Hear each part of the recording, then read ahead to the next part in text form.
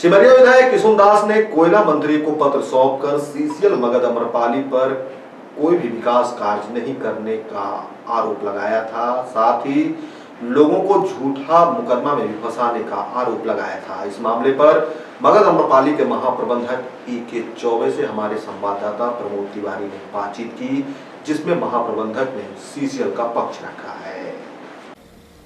सिमरिया विधायक किशुनदास के द्वारा सीसीएल के मगध आम्रपाली क्षेत्र पर गंभीर आरोप लगाए गए हैं, जिसमें कहा गया है कि विस्थापित टंडवा की जो विस्थापित जनता है उन्हें केसों में फंसाया जाता है, नौकरी नहीं दिया जाता है, रोजगार उपलब्ध नहीं कराया जाता है, बिजली की व्यवस्था नहीं की गई है, जबकि पिछले 6 वर्षों से कोयला खदान क्षेत्र आम्रपाली में चल रहा है।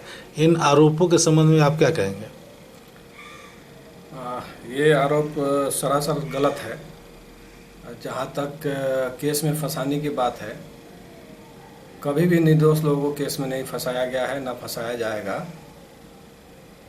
हाँ, केस उसी संदर्भ में होता है जब कोई इलीगल काम करता है, सरकारी काम में बाधा डालता है, ना कि नौकरी मांगने आने पर हम लोग केस में फंसाते हैं। अभी तक मगध आम्रपाली क्षेत्र में ज़मीन के बदले नौकरी काफ़ी लोगों को दिया जा चुका है। जिन लोगों ने भी अपना उचित कागजात जमा किया, सारे लोगों को हमारी कंपनी द्वारा 2 महीने के अंदर में नौकरी दी जाती है। अभी रिसेंटली एक उदाहरण है जो कि 1 महीने के अंदर में नौकरी दी गई है मगध में। इसके लिए रैयतों का भी सहयोग अपेक्षित है, जो कि संपूर्ण कागजात जमा करें। इसके अलावा हम लोगों ने आउटसोर्सिंग कंपनियों पर आग्रह करके उन लोगों को, बहुत सारे लोगों को स्किल्ड एंड अनस्किल्ड वर्कर के रूप में हम लोगों ने रखवाया है। दोनों मगध में भी और आम्रपाली में भी काफ़ी लोगों को रखवाया है। मोटा मोटी करीब हमको लगता है आम्रपाली में 700 लोग काम कर रहे होंगे, जिनको नौकरी नहीं मिली है सीसीएल में, जिनके पास ज़मीन नहीं है। इसलिए ये आरोप गलत है कि हम लोगों ने केस में फंसाते हैं जो लोग ज़मीन के बदले नौकरी मांगते हैं। ये बात भी आरोप लगाया गया है कि पेयजल की कोई व्यवस्था नहीं की गई है, ना ही कोई चापाकल लगाया गया है, ना कोई वाटर मशीन जो आरओ वाटर लगाने की बात है वो लगाया गया है। यह आरोप भी विधायक के द्वारा लगाया गया है, इसमें क्या कहेंगे? नहीं, ऐसा नहीं है। देखिए, एक आरओ मशीन हमारा आम्रपाली में कुमरांग कला के पास ही आरओ मशीन है। आप खुद देख सकते हैं, वहाँ का वीडियो भी मंगा सकते हैं, जो कि लोग अपने स्वेच्छा से 25 लीटर का जार ले आते हैं, वहाँ से पानी भर के ले जाते हैं और सुचारू रूप से चलता है। चलाने के लिए हम लोगों ने आदमी दिया हुआ है। 2000 लीटर पर आवर का कैपेसिटी का है। इसके अलावा सोलर ऑपरेटेड डीप बोरहोल्स भी बहुत सारे गाँव में लगाए हैं हम लोगों ने। तकरीबन 18 सोलर ऑपरेटेड डीप बोरहोल्स लगाया है हम लोगों ने। अलग अलग गांव में है, उसका लिस्ट है हमारे पास, हम आपको कहेंगे तो आपको मैं दे दूंगा। हैंड पंप्स भी काफ़ी सारे हम लोगों ने लगाए हैं, करीब 22-23 हैंड पंप लगे हुए हैं, और उसको बीच बीच में हम लोग दिखवाते भी। हाँ, और ये हो सकता है कुछ हैंड पंप बीच में ख़राब हो जाते हैं, जो हम लोग के पास इन्फॉर्मेशन नहीं मिल पाता है। इन्फॉर्मेशन मिलता है तो उसको हम लोग रिपेयर भी करा देते हैं।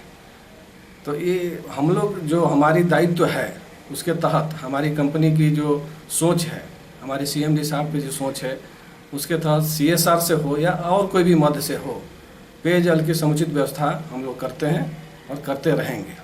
वो जो बिजली नहीं होने का आरोप लगाया गया है कि 2014 से लेकर अभी तक बिजली की व्यवस्था नहीं की गई है, जनरेटर से चलता है, इस संबंध में क्या कहेंगे? नहीं, ऐसा है कि बिजली हम लोगों ने लिया है, JVNL से बिजली लिया है। आम्रपाली में JVNL से हम लोगों ने बिजली लिया है। उससे हम लोगों ने सब काटा घर को, ऑफिस को कनेक्ट किया है। लेकिन चूंकि बिजली JVNL का समुचित सप्लाई नहीं है, रेगुलर सप्लाई नहीं है, 24 घंटा सप्लाई नहीं रहता है, तो उस पीरियड में बैकअप के लिए हम लोग जनरेटर का यूज करते हैं। इसके अलावा भी सोलर ऑपरेटेड भी हम लोग रखे हैं वे ब्रिजेस। बैकअप में 2 व्यवस्था है, सोलर का है और डीजल जनरेटर का है। उस केस में जनरेटर यूज करते हैं। रही बात खदान चलाने की, तो खदान जो मशीनें हैं वो तो डीजल पर चलते ही हैं। डंपर्स हों, सावल्स हों, जो आउटसोर्सिंग जो ऑपरेशन में है वो तो डीजल पे चलेगी ही। वो डीजल ऑपरेटेड मशीन्स हैं सब, वो डीजल पे चलती है। उसके अलावा जो भी हमारा इंफ्रास्ट्रक्चर के लिए है, उसके लिए हम लोग JVNL से पावर ले लिया है।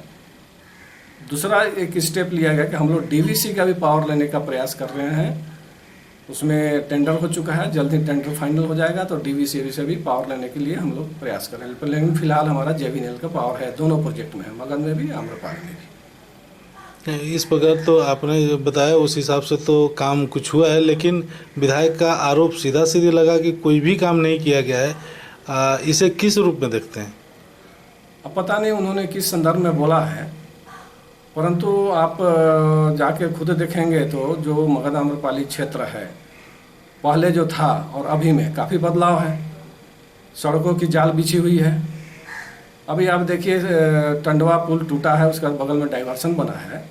जब जब डाइवर्सन वॉश आउट हो जाता है या बाधित होता है तो एक हम लोगों ने रोड को कनेक्ट किया होने टू सराडू में, जो पुल था पुल भी बना, तो अल्टरनेट एक रोड बन गया है। उर्सू होते हुए लोग शहीद चौकी और निकल जाते हैं यदि टंडवा पुल वाला डाइवर्सन बह गया हो तो काम तो बहुत सारे हुए हैं। बसरिया से लेकर मासीलोंग का रोड बना, बिंगलात वाला रोड बना, रोड का तो जाल बिछ गया है अभी सब जगह। तो ऐसा नहीं है। अब ये विधायक जी, माननीय विधायक जी ने किस संदर्भ में बोला ये हमको नहीं पता है, लेकिन काम तो काफ़ी हुए हैं।